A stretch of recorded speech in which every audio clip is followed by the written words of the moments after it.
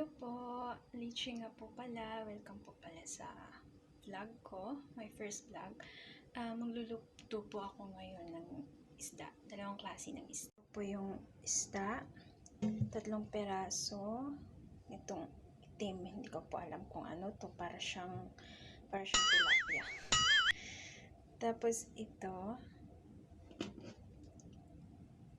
Ito po isa. Itong 3. Lulutuin ko po siya ng prito. Prito po siya. Tapos itong isa para ano po to? Sa oven po. Sa oven siya lulutuin. Sige po, let's start it. Let's start. Ito na po siya. Nislice ko po siya dito sa may gitna dalawa. Para ilagay ko po yan. Ilagay ko po yung mga pampalasa niyan dito sa loob. Ayan, linis na po yan. Ito.